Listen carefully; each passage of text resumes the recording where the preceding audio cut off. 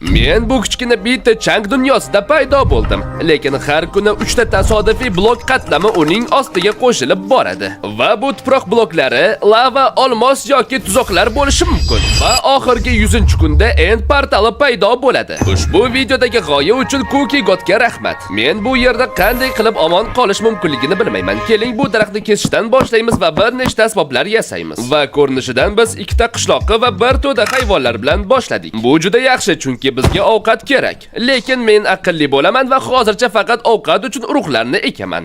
Yaxshilab o'ylab ko'radigan bo'lsak, hozir birinchi kun. Chang ostida allaqachon 3 ta qatlam paydo bo'lgan bo'lishi kerak menimcha. Va biz tom ma'noda temir bloklarni qo'lga kiritdik. Menimcha, bu kartoshkalar va bizga boshqa mana shunday ferma kerak emas. Hamda biz juda ham omadlimiz, chunki bu bloklar butunlay tasodifiy paydo bo'ladi. Va menga yog'och kirka temir blokni sindira oladi demanglar. Yaramas. Tezroq temir blokni mayli, keling bloklar bilan o'rab qo'yaman. Shunda hech qanday mob menga xalaqit bera olmaydi. Va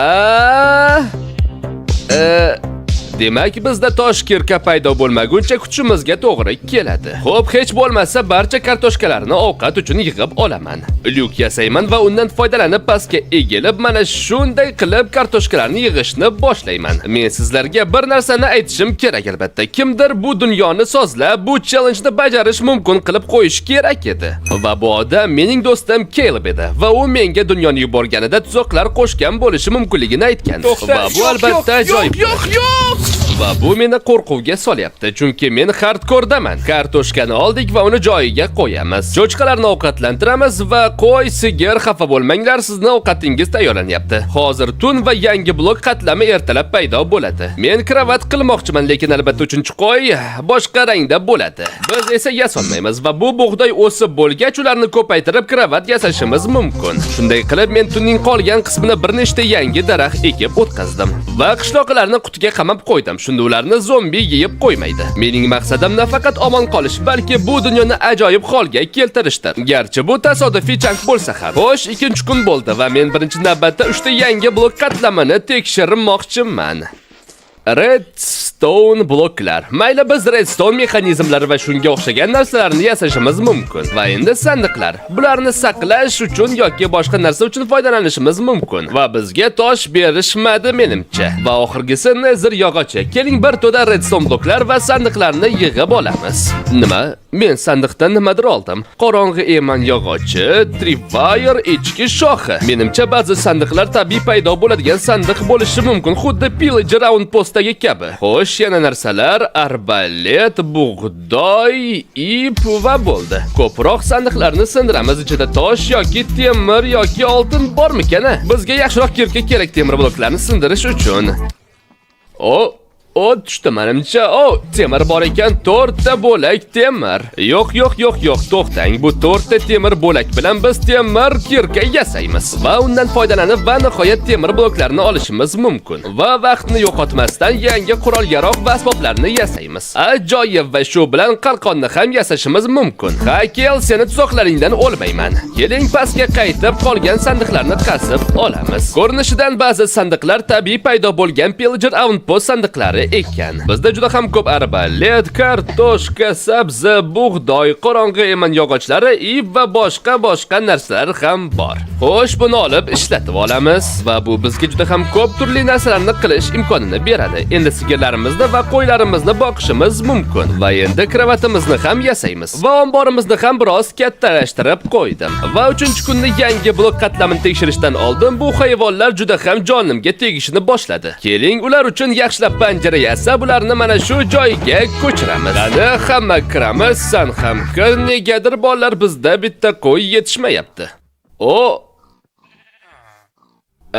Menimcha daraxt o'sganda qo'y bo'g'ilib o'lib qolgan. Xo'sh, birinchi go'shtimizni yeb olamiz. Yaxshiyamki qo'ylarni shundan oldin ko'paytirib qo'yganman. Xo'sh, birinchi kunda omadimiz keldi. Umid qilamanki 3-si ham shunday bo'ladi.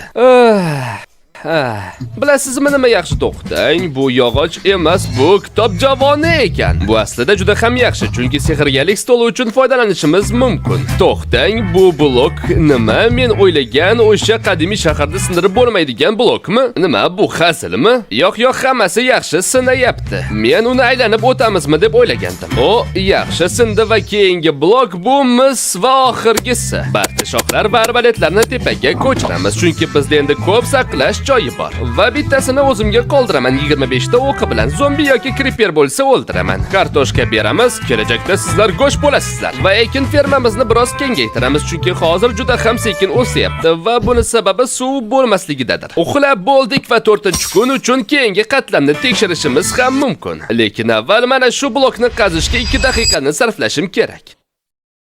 Va bular qo'ziqorin bloklari. Mening boltam eng noqulay paytda sinib qoldi-da. Va bizda endi suv ham bor. Va men boyagina ekinlarimga suv kerakligini aytib turgandim. Xo'sh, yangi boltani yasaymiz va chelaklarni ham. Xo'p, endi ancha tezroq o'sadi degan umiddaman. Keling, bu yerda cheksiz suv manbayini yasaymiz. Shunda biz pastga tushib yurmasligimiz kerak bo'ladi. Keyingi qatlam end shahar turidagi blok ekan. Men aldamayman. Biz o'ylaganimdan ancha tez rivojlanyapmiz. Bizda qurol-yarog', asboblar, ferma ham bor. Daraxtlar o'sibdi. Shuning uchun hammasini kesib, yarim bloklarni yasayman va ulardan daraxtlarni o'stirish uchun kichik orolni yasashni boshlayman. Chunki biz bitta chankda bunday narsani yasay olmaymiz. Xo'sh, men nima qildim? Bu umuman daraxtlarga yetarli emas. Mayli, bunga faqat 3 tasi sig'ar ekan. Biroz katta qilamiz. Xo'sh, katta chiqmadi, chunki bizda resurslar tugab qoldi. Va menda yarim bloklar ham tugab qoldi. Lekin baribir 3 tasini ham ekdim. Panjarani qo'yamiz, chunki yiqilishim ham mumkin. Xo'sh, bu menga nimadirni eslatyapti. Yo'q, men buni qayta qilmayman. Keling, 5-kunning bloklarini tekshiramiz. Bu suvni biroz qisman olib tashlaymiz. Bu sizlar uchun lifehack. Va bu tosh g'isht kerak bo'ladi. Xo'sh, bu mehmonlari bilan ekan. To'xtanglar, bu cheshuyneksalar ko'payib ketishi ham mumkin. Xo'sh, qilichimizni olamiz. To'xtanglar, men ura olmayapman. Yo'q, to'xtanglar, ko'paymanglar. To'xtanglar. Yo'q, bu yomon chiqib ketdimiz. Tezroq. Xo'sh, men o'lib ketishim ham mumkin edi. 1 daqiqa, hozir qalqonimni olib kelaman. Ko'zlarimdan to'xtang, mayli. Esdan chiqarib qo'ydim. Men katta joy ochaman ularni yaxshilab urish uchun. Ular meni ura olyapti. To'xtanglar, nima? To'xtanglar, faqat menga u yerdagi hammasi zaharlangan deb aytmanglar. Hozir IQ narsa ko'rsaman, shunchaki yarim blokni qo'yaman va bo'ldi. Va shu bilan men pastga tushib ketmayman. Xo'sh, ovozni biroz pastroq qilamiz. O'linglar. Nima? Yaxshi. Xo'sh, butun qatlam zararlangan ekan. Xo'p, keling, bularni hammasini qazib tashlayman. Ha, bu aniq Keylning tuzoqlaridan biri. Butun bir qatlamni zararlangan toshlardan yasabdi. Yangi qatlamga yuqmasligi uchun ularni sindirib tashladi. Men hali ham shokdaman. Xo'sh, keling, uxlaymiz, daraxtlarni kesib tashlaymiz, hayvonlarni boqamiz, hosilni yig'amiz va yangi bloklarni tekshirishni boshlaymiz. Ajoyib. Xo'sh, bular mayaklar. Oxirgi qatlam omadsiz edi, lekin bizda hamma mayaklar shu yerda. Men bularni bir nechtasini qazib olaman, lekin bular menga umuman kerak emas. Keyingi bloklar kapelnik va granit. Lekin endi bizda mayaklar bor. Keling, 1-kunda olgan barcha temir bloklarni qazib olamiz. Bu juda ham sekin bo'ladi, lekin yaxshi ham sizda montaj bor. To'liq zaratlangan mayak uchun yetmaydi, lekin hech bo'lmasa mana shunday mayaklar qo'yishimiz mumkin. Ha, biroz g'alati, ham foydali va ham hech narsa o'zgarmadi. Xo'sh, bittasida tez qazish va tez yurish bo'ladi. Bu juda yaxshi. Biz juda tez yugurishimiz va temir asboblarimiz bilan tez qazishimiz mumkin. Qarang, bu daraxtni qanchalik tez chopib tashlayapman va bu yog'och bilan daraxt maydonini ancha kengaytirishimiz mumkin.